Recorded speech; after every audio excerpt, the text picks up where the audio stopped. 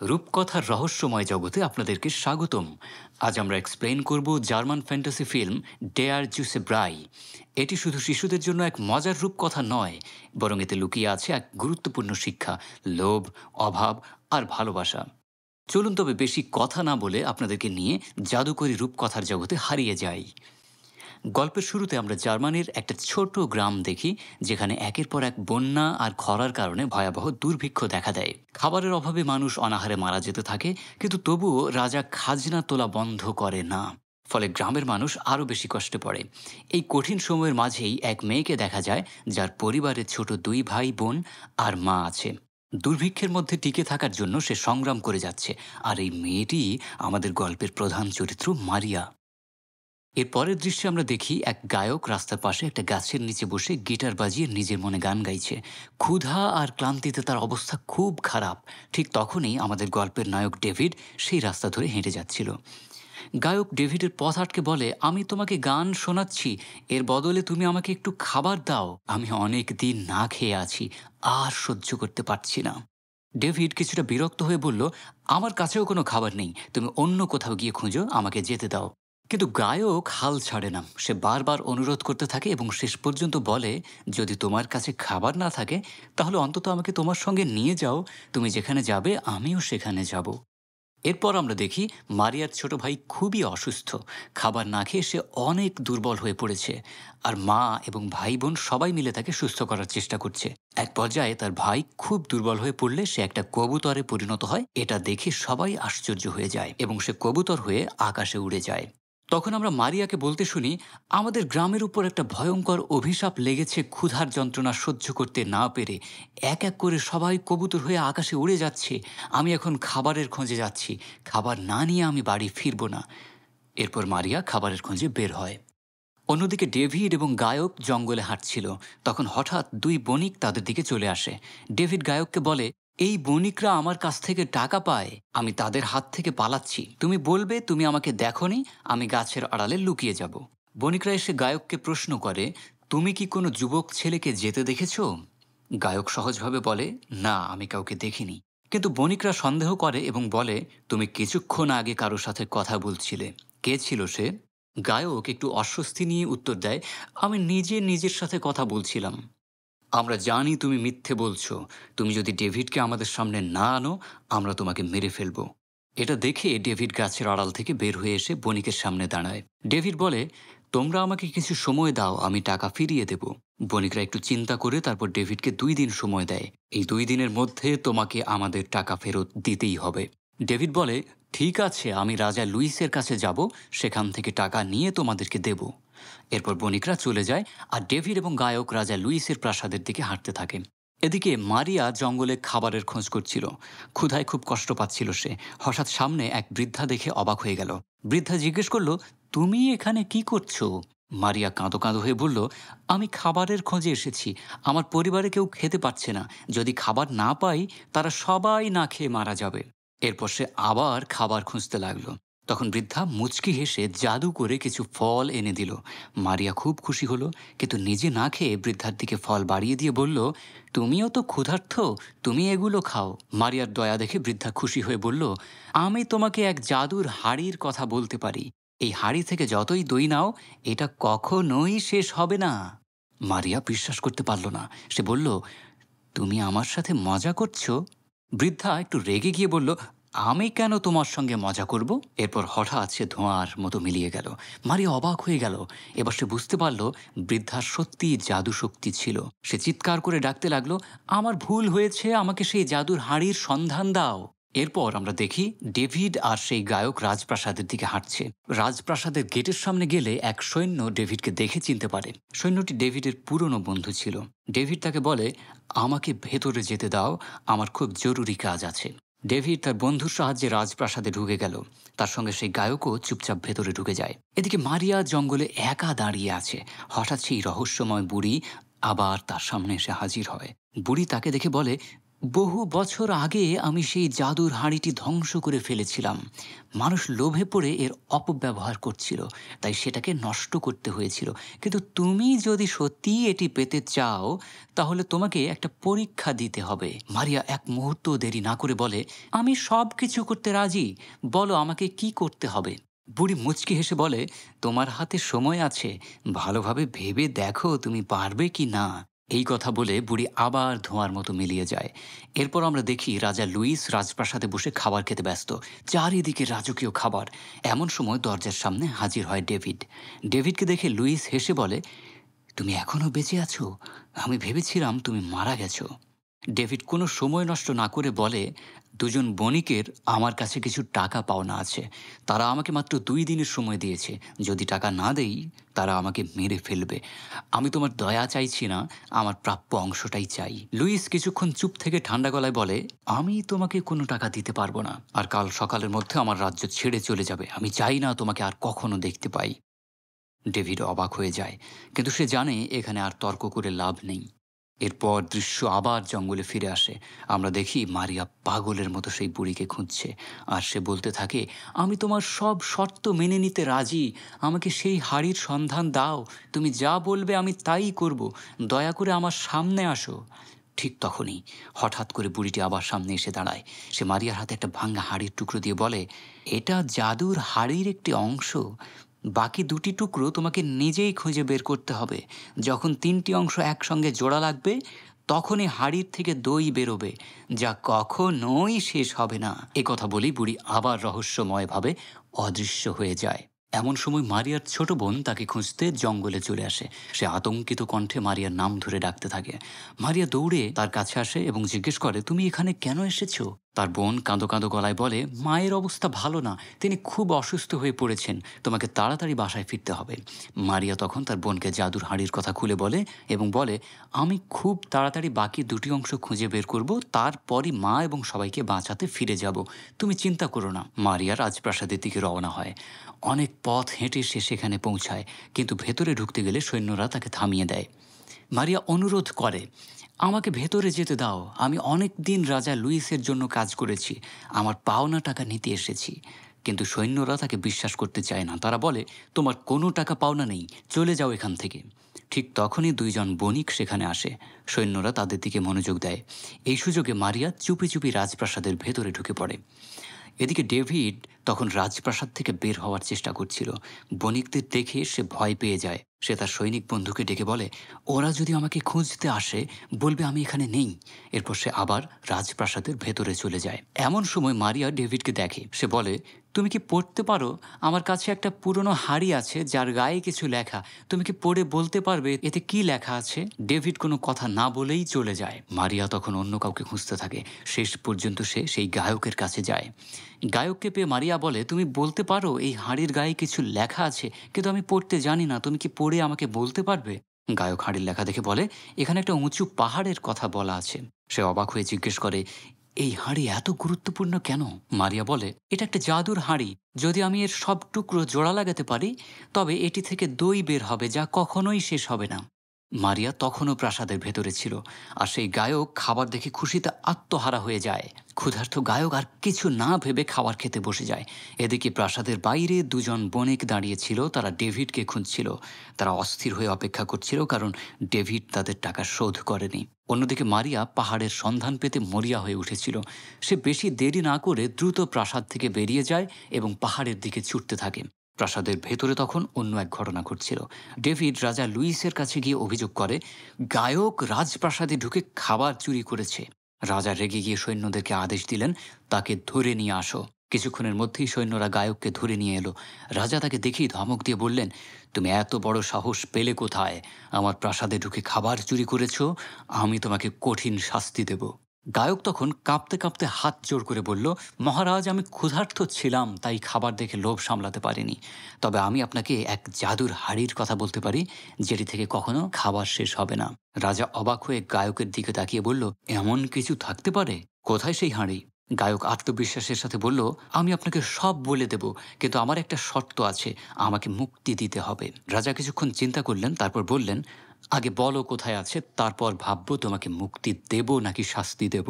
গায়ক তখন মারিয়ার জাদুর হাড়ির সব কথা রাজাকে খুলে বলল, কিভাবে সেটি 3টে টুকরোয় বিভক্ত হয়েছে এবং কিভাবে সেটি অসীম পরিমাণ খাবার দিতে পারে। রাজা তখন ডেভিডের দিকে তাকিয়ে বললেন, আমি তোমার ঋণের সব টাকা শোধ করে দেব, কিন্তু বিনিময়ে তোমাকে মারিয়ার কাছ থেকে সেই জাদুর হাঁড়ি এনে দিতে হবে। ডেভিড রাজির মতো করে মাথা নাড়ালো, কিন্তু রাজা ছিল ধূর্ত, সে কথা দিয়েও প্রতিশ্রুতি রাখল না। সে গায়ককে মুক্তি না দিয়ে সৈন্যদেরকে আদেশ দিল, ওকে জেলে ভরে দাও। গায়ক হতাশ হয়ে চিৎকার করল, আপনি কথা রাখেননি মহারাজ, আমাকে ছেড়ে দিন। কিন্তু কেউ তার কথা শুনল না। সৈন্যরা তাকে টেনে নিয়ে গেল। এদিকে ডেভিড চুপি চুপি মারিয়ার পিছু নিতে শুরু করলো। সে বুঝতে পারছিল যে মারিয়া এখনও সব টুকরো খুঁজে পায়নি। তাই সে ঠিক করলো যে কোনো উপায়ে মারিয়ার আগেই হাড়ির সব টুকরো উদ্ধার করে নিজে তার রাজার কাছে তুলে দেবে, যাতে সে পুরস্কার পায়। এভাবে গল্প নতুন মোড় নিতে থাকে। এরপর আমরা দেখি মারিয়া গভীর জঙ্গলে এগিয়ে যাচ্ছে, আর ডেভিড লুকিয়ে লুকিয়ে তাকে অনুসরণ করছে। সে একদম চুপচাপ থাকলেও মারিয়া একসময় ঠিকই টের পেয়ে যায় যে কেউ তাকে অনুসরণ করছে। মারিয়া হঠাৎ ঘুরে দাঁড়ায় এবং কড়া গলায় বলে, তুমি আমাকে অনুসরণ করছো কেন? ডেভিড কিছুটা ভয় পেয়ে গেলেও দ্রুত নিজেকে সামলে নিয়ে মিথ্যে বলে, আমি আসলে তোমাকে সাহায্য করতেই চাই। তুমি একা এক মেয়ে, জঙ্গলে কত বিপদ থাকতে পারে, তাই আমি তোমার সাথে আছি যাতে কোনো বিপদে তুমি না পড়ো। মারিয়া তখন বিরক্ত হয়ে বলে, আমার কোনো সাহায্য লাগবে না, আমি একাই সব করতে পারবো। এই বলে মারিয়া রাগ করে দ্রুত হাঁটা শুরু করে। ডেভিডও তার পেছন পেছন দৌড়াতে থাকে, কিন্তু তাড়াহুড়ো করতে গিয়ে হঠাৎ সে পা পিছলে এক ছোট্ট নদীর পানিতে পড়ে যায়। মারিয়া পেছন ফিরে এই দৃশ্য দেখে হেসে ফেলে আর মজা করে বলে, নিজেই নিজের পথ ঠিক মতো চলতে পারছো না, আবার আমাকে সাহায্য করতে এসেছো? মারিয়া অনেকক্ষণ ধরে হাঁটছিল। ক্ষুধায় তার শরীর দুর্বল হয়ে পড়েছিল। হঠাৎ সে জঙ্গলের মধ্যে একটা শামুক দেখতে পায়। কোনো উপায় না দেখে সে সেটাই খাওয়ার জন্য তুলতে যায়। ঠিক তখনই দূর থেকে একটা শব্দ শোনা যায়। মারিয়া ভয় পেয়ে চারপাশে তাকায়। তারপর সামনে তাকিয়ে দেখে কিছু খাবার পড়ে আছে। ক্ষুধার জ্বালায় সে আর ভাবতে পারে না, দৌড়ে গিয়ে খাবার তুলে খেতে শুরু করে। ঠিক সেই সময় ডেভিড হঠাৎ পেছন থেকে এসে তার গলায় ছুরি ধরে বলে, তুমি আমার খাবার চুরি করে খাচ্ছ কেন? মারিয়া ভয় পেয়ে থমকে যায়। তারপর ধীরে ধীরে বলে, আমি অনেক ক্ষুধার্ত ছিলাম, খাবার দেখে নিজেকে নিয়ন্ত্রণ করতে পারিনি। ডেভিড কয়েক মুহূর্ত চুপ থাকে, তারপর ছুরিটা নামিয়ে ফেলে। ঠিক আছে, খাও, আমি কিছু বলছি না, বলে সে। মারিয়া স্বস্তির নিঃশ্বাস ফেলে খাবার খেতে থাকে। খাওয়া শেষ হলে সে ডেভিডের দিকে তাকিয়ে বলে, আমি তোমাকে রাজপ্রাসাদে দেখেছিলাম, তুমি সেখানে কি করছিলে? ডেভিড মিথ্যা বলে, আমি রাজা লুইসের কাছ থেকে আমার পাওনা টাকা আনতে গিয়েছিলাম, কিন্তু সে আমাকে কিছুই দেয়নি। তারপর ডেভিড আবার মারিয়ার দিকে তাকিয়ে বলে, এখন কি আমি তোমার সঙ্গে যেতে পারি? তুমি কি এখনো মনে করো আমি তোমাকে সাহায্য করতে পারবো না? মারিয়া কিছুক্ষণ ভাবলো, তারপর বলল, ঠিক আছে, তুমি আমার সঙ্গে আসতে পারো। মারিয়া ও ডেভিড একসঙ্গে পাহাড়ের দিকে যাত্রা করে। তারা ধীরে ধীরে দুর্গম পথ পেরিয়ে সামনে এগিয়ে যায়। অন্যদিকে সেই দুই বণিক রাজপ্রাসাদে গিয়ে রাজা লুইসের সঙ্গে দেখা করে। বণিকরা রাজার কাছে অভিযোগ করে, আপনার ভাই ডেভিড আমাদের কাছ থেকে টাকা ধার নিয়েছিল, কিন্তু এখনও ফেরত দেয়নি। রাজা লুইস একটু চিন্তা করে বলে, আমি তোমাদের সব টাকা পরিশোধ করব, এমনকি তোমাদের আরও কিছু টাকা দেব, তবে তোমাদের আমাকে একটা কাজ করে দিতে হবে। বণিকরা আগ্রহ প্রকাশ করে। রাজা তখন মারিয়া সেই জাদুর হাড়ির কথা বলে এবং সেই হাড়ি এনে দিতে বলে। এদিকে আমরা দেখি মারিয়া ও ডেভিড অবশেষে পাহাড়ের কাছে পৌঁছেছে। মারিয়া পাহাড়ে ওঠার প্রস্তুতি নিতে থাকে। ডেভিড তাকে সাহায্য করতে চাইলে মারিয়া বলে, আমি একাই পারবো, তোমার সাহায্যের দরকার নেই, তুমি এখানে অপেক্ষা করো। মারিয়া ধীরে ধীরে পাহাড়ে উঠতে শুরু করে। ঠিক তখনই আশ্চর্যজনক ঘটনা ঘটে। পুরো পাহাড় কেঁপে ওঠে, যেন জীবন্ত হয়ে যায়, আর গম্ভীর কণ্ঠে বলে, মারিয়া, ফিরে যাও, তুমি এখানে উঠতে পারবে না। কিন্তু মারিয়া দমে যায় না। সে পাহাড়ের কথা উপেক্ষা করে অনেক কষ্ট করে ওপরে ওঠে। বাতাস তীব্র হয়ে যায়, মনে হয় যেন পাহাড় তাকে ধাক্কা দিয়ে ফেলে দেবে। তবু সে শক্ত করে পাথর আঁকড়ে ধরে উপরে উঠতে থাকে। অবশেষে অনেক কষ্টের পর সে পাহাড়ের চূড়ায় পৌঁছে যায়। সেখানে সে একটি ভাঙা হাড়ির টুকরো খুঁজে পায়। এটাই সেই জাদুর হাড়ির প্রথম অংশ। মারিয়া পাহাড় থেকে নামার সাথে সাথেই দুজন গুন্ডা তাকে আক্রমণ করে। তারা মারিয়াকে থামিয়ে বলে, তোমার কাছে যা আছে আমাদেরকে দিয়ে দাও। মারিয়া বাধা দিলে তারা জোর করে নিতে চায়। ঠিক তখনই ডেভিড এসে গুন্ডাদের সঙ্গে লড়াই করে এবং মারিয়াকে তাদের হাত থেকে রক্ষা করে। এরপর মারিয়া হাড়ির ভাঙা টুকরোটি মূল হাড়ির সঙ্গে লাগিয়ে দেয়। তখন হঠাৎ করে হাড়ির গায়ে নতুন কিছু লেখা দেখা যায়। ডেভিড তা পড়ে শোনায়, এতে কুয়াশায় ঢাকা এক উপত্যকার কথা বলা হয়েছে, আমাদের এখন সেখানে যেতে হবে। মারিয়া আর ডেভিড কুয়াশায় ঢাকা উপত্যকার দিকে হাঁটতে থাকে। চলতে চলতে রাত নেমে আসে, চারিদিকে ঘন অন্ধকার আর ঠান্ডা বাতাস বইতে থাকে। তখন দুজন একটা ছোট গাছের নিচে বসে বিশ্রাম নেয় এবং আগুন জ্বালিয়ে শরীর গরম করে। আগুনের আলোয় ডেভিডকে কিছুটা চিন্তিত মনে হয়। সে চুপচাপ বসে থাকে, যেন মনে অনেক কথা জমে আছে।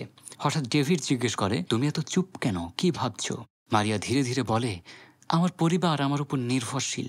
আমি যদি খাবার নিয়ে না ফিরি, তারা না খেয়ে কষ্ট পাবে। আমার মনে হচ্ছে আমি এখানে সময় নষ্ট করছি। ডেভিড কৌতূহলী হয়ে জানতে চায়, তোমার পরিবারে কে কে আছে? মারিয়া তার পরিবারের কথা জানায় এবং ডেভিডকে তার পরিবার সম্পর্কে জিজ্ঞেস করে। ডেভিড তখন বলে, আমার বাবা মা কেউ নেই, ছোটবেলাতেই মারা গেছে। আমার শুধু একজন ভাই আছে। সে খুব লোভী, ক্ষমতালোভী এবং স্বার্থপর মানুষ। সে শুধু নিজের লাভটাই বোঝে, অন্য কাউকে নিয়ে ভাবে না। তবে সে লুকিয়ে যায় যে তার ভাই রাজা লুইস। কিছুক্ষণ পর গল্প করতে করতে মারিয়া ক্লান্ত হয়ে ঘুমিয়ে পড়ে। চারপাশে নিস্তব্ধতা নেমে আসে, শুধু আগুনের মৃদু শব্দ শোনা যায়। ডেভিড তখন মারিয়ার পাশে বসে হাঁড়িটির দিকে তাকিয়ে থাকে। তার মনে লোভ কাজ করে। রাজা লুইসের আদেশ অনুযায়ী সে তো এই হাঁড়িটাই চেয়েছিল। মারিয়া গভীর ঘুমে থাকায় সে আস্তে করে হাঁড়িটা তুলে নেয় এবং দ্রুত সেখান থেকে চলে যেতে থাকে। কিন্তু কিছু দূর গিয়ে তার মনে এক ধরনের অপরাধ বোধ কাজ করে। সে ভাবে, মারিয়া কত কষ্ট করে এই হাঁড়িটি খুঁজছে, আর আমি কেবল নিজের স্বার্থের জন্য এটাকে চুরি করছি। এটা কি ঠিক হচ্ছে? এই কথা ভাবতে ভাবতে তার মন খারাপ হয়ে যায়। তার বিবেক বাধা দিতে থাকে। অবশেষে সে ফিরে আসে এবং মারিয়ার পাশে হাঁড়িটা রেখে দেয়। অন্যদিকে রাজা লুইস খুব রেগে যায়, কারণ সে এখনও সেই জাদুর হাঁড়ি পায়নি। সে ভাবে, ডেভিড তো অনেক আগেই হাঁড়ি নিয়ে আসার কথা, এখনো আসেনি কেন? রাগের মাথায় সে তার সেনাপতিকে ডেকে বলে, তাড়াতাড়ি মারিয়ার পরিবারকে ধরে নিয়ে আসো। এরপর মারিয়া আর ডেভিড উপত্যকায় পৌঁছায়। হঠাৎ উপত্যকার ভেতর থেকে এক নারী মারিয়াকে ডাকে। ডেভিড তার সাথে যেতে চাইলে ভেতর থেকে শুধু মারিয়াকেই ডাক দেয়। উপত্যকার মধ্যে ঢুকলে মারিয়া দেখতে পায় একটি মেয়েকে, যার চুল সাদা এবং জামা ধবধবে। মেয়ে তখন মারিয়াকে বলে, তোমার সামনে দুটি রাস্তা আছে। একদিকে তুমি তোমার প্রিয় মানুষদেরকে ফিরে পাবে, যাদের ভাই কবুতর হয়ে গিয়েছে, আর অন্যদিকে তুমি সেই হাড়ির দ্বিতীয় টুকরোটি পাবে। মারিয়া কিছুক্ষণ ভাবতে থাকে। একদিকে তার প্রিয় মানুষরা, অন্যদিকে হাড়ির টুকরো। শেষে মারিয়া হাড়ির দ্বিতীয় টুকরোটি নিতে সিদ্ধান্ত গ্রহণ করে। সবকিছু সেই বুড়ি দূর থেকে দেখছিল। উপত্যকা থেকে বের হয়ে মারিয়া হাড়ির দ্বিতীয় ভাঙ্গা টুকরো জোড়া লাগায়, কিন্তু সেটি জোড়া লাগানোর পরও আর কোনো খাবার বের হয় না। এটা দেখে মারিয়া হতাশ হয়ে পড়ে। ডেভিড তখন তাকে সান্ত্বনা দিয়ে বলে, তুমি হতাশ হয়েও না, আমরা দুজন মিলে এই সমস্যার সমাধান করব। এমন সময় দুই বণিক এসে ডেভিডকে বলে, তুমি আমাদের টাকা না দিয়ে এখানে একটা মেয়ের সঙ্গে প্রেম করছো? ডেভিড তাদেরকে শান্তভাবে বলে, আমি তোমাদের টাকা ফিরিয়ে দেব, আমাকে শুধু একটু সময় দাও। বণিকরা তখন মারিয়ার কাছ থেকে হাঁড়িটা কেড়ে নিয়ে বলে, এই হাঁড়িটা আমরা তোমার ভাই রাজা লুইসকে দেব, এর বিনিময়ে আমরা অনেক টাকা পাবো। তারপর তারা হাঁড়ি নিয়ে সেখান থেকে চলে যায়। মারিয়া তখন রেগে ডেভিডকে বলে, তুমি আমাকে মিথ্যে বলেছ, তুমি রাজা লুইসের ভাই, কিন্তু তুমি একবারও আমাকে বলনি। তুমি একটা মিথ্যুক, তুমি ধোঁকাবাজ। এরপর মারিয়া হতাশ হয়ে তার গ্রামে ফিরে যায়। গ্রামে ফিরে সে দেখে তার পরিবারের সবাইকে রাজা লুইস ধরে নিয়ে গেছে। মারিয়া তখন আরও অসহায় হয়ে পড়ে। অন্যদিকে বণিকরা সেই হাঁড়ি নিয়ে রাজা লুইসের কাছে যায়। রাজা হাঁড়িটি দেখে বলে, এটা যে আসল হাঁড়ি, আমি সেটা কিভাবে বুঝবো? তুমি ডেভিডকে ধরে নিয়ে আসো অথবা মারিয়াকে, তখনই আমি বুঝবো এটা আসল হাঁড়ি কিনা। এদিকে ডেভিডকে জঙ্গলে একা বসে থাকতে দেখা যায়। তার মন খারাপ এবং সে ভাবছে কি করবে। মারিয়া তখন গ্রামে ফিরে এসে কোনো ফল পায়নি। তখন সে আবার বনে ফিরে যায়, বনের গভীরে প্রবেশ করে এবং সে সেই বুড়ির সন্ধানে বের হয়। বেশ কিছু সময় অনুসন্ধান করার পর অবশেষে সে বুড়িকে দেখতে পায়। বুড়ির কাছে পৌঁছানোর পর মারিয়া হতাশ হয়ে বলল, আমি তোমার দেওয়া সব কিছু করেছি, তোমার নির্দেশ অনুসারে আমি সেই হাড়ির দুটি ভাঙা টুকরো একত্র করেছি, কিন্তু তারপরও সেখানে কোনো খাবার বের হচ্ছে না। তুমি আমাকে মিথ্যে বলেছ, আমি কিভাবে জানবো এটি সত্যি? বুড়ি তখন শান্তভাবে মারিয়াকে বুঝিয়ে বলে, আমি তোমার পরীক্ষা নিয়েছিলাম, তুমি সেই পরীক্ষায় সফলভাবে পাশ করেছো। তারপর বুড়ি মারিয়াকে কাছে ডেকে সেই বিশেষ মন্ত্রটি শিখিয়ে দেয়, যার সাহায্যে হাঁড়ি থেকে দই বের হবে। এরপর আমরা দেখতে পাই ডেভিড রাজপ্রাসাদে পৌঁছেছে। সে সেখানে তার পুরনো সৈনিক বন্ধুর সাহায্যে রাজপ্রাসাদের ভিতরে ঢুকে যায়।